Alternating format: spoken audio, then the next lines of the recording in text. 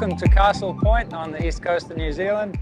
This is an amazing place we've just arrived at, and I've seen paintings of this my whole life, seen photos, heard other painters come here and talk about it, but it's not until I get to see it for real today for the first time that I really appreciate how stunning this place is.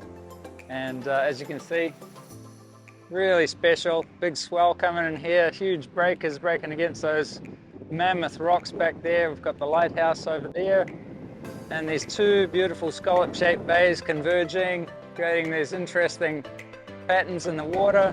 All this reflected sand, it's just beautiful.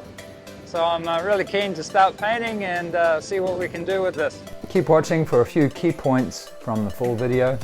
If you like it, go to the website and get the full lesson, and I'll see you there. Enjoy!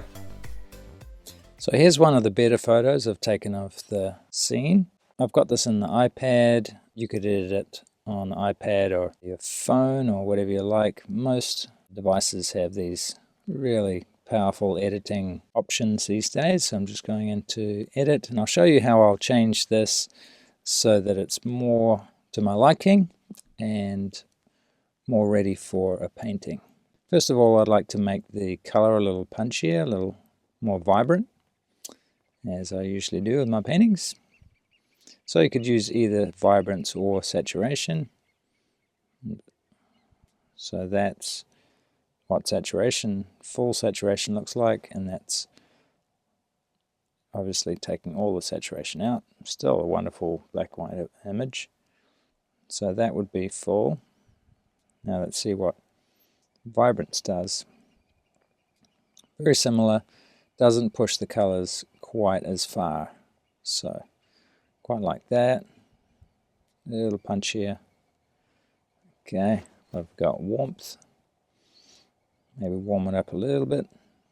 But see these strong horizontals, they kind of are an impediment to the eye to allow you into the scene. They're almost like a fence or a wall stopping you. If that was more diagonal, then we had, say, a swooping diagonal like that. I think that would help lead your eye back to the rock like that, yeah?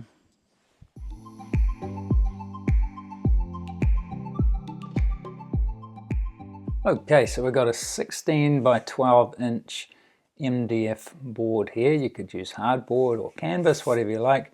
It's got a couple of coats of gesso on it already, and I've got a couple of colors out here: brilliant magenta, Talia Interactive acrylic, and acrylamide yellow light. You could use cadmium yellow or lemon yellow for that. So because this is a largely blue painting, I want to see what it's going to look like with an orange underpainting. So I want to go for quite a vibrant feel in this painting and very painterly. So I'm going to start off with this complementary underpainting. That's why I've got these two colors out to make an orange. And I've also got some gloss medium in this little thing here. Now I'm going to dip into that, and that's going to help seal this first layer. So I'm going to brush that on very broadly. This is nice and dry now. I've got my paints out. So this is phthalo blue, the brilliant magenta, naphthol red light, acrylamide yellow light, toning grey mid, and the titanium white. Lots of that. Brushes I'm using are all synthetics, mainly flats, some angled. So there's nice diagonals leading you into the painting. But in this situation, I want to create a really, really painterly feel.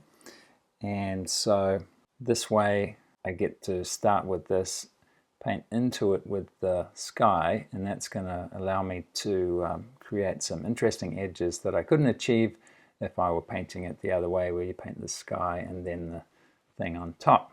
So I want this at about a mid value.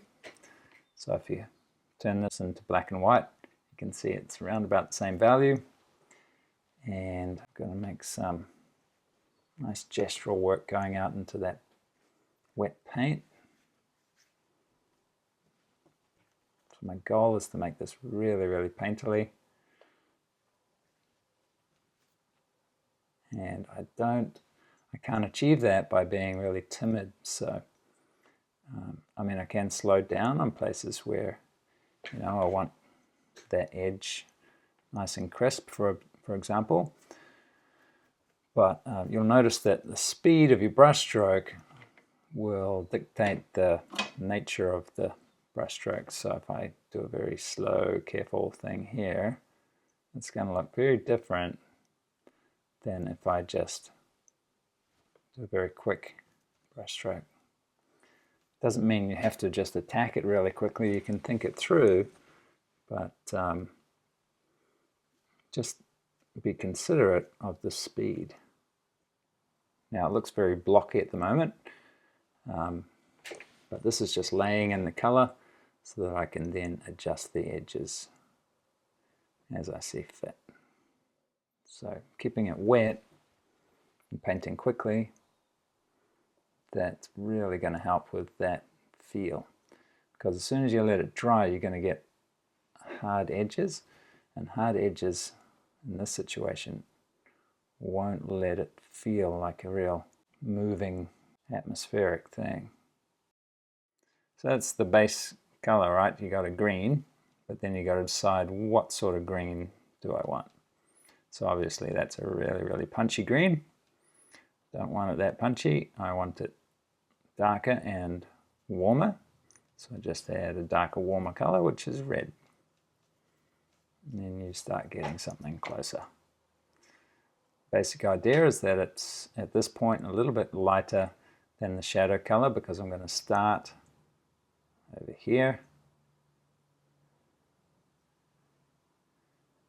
and try and make some texture with these brush strokes, just laying it on the side.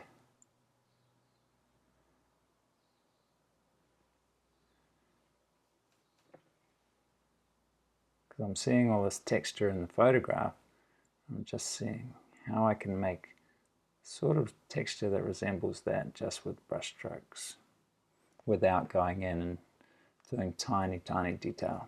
That's not what I'm interested in.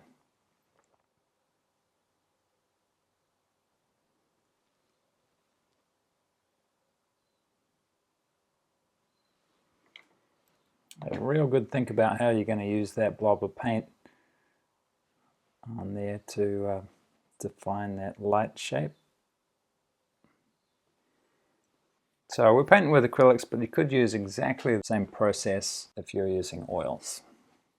So we're going to go straight down, maybe a few horizontal.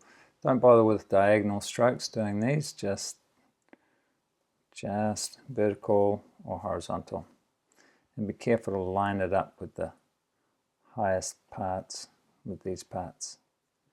And of course we're going to shape that with the sky reflection. More of a soft edge, slightly soft.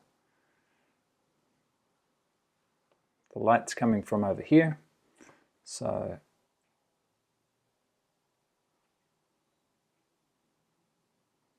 I'm just going to have a body and shadow there. There we go. I can pull off the tape.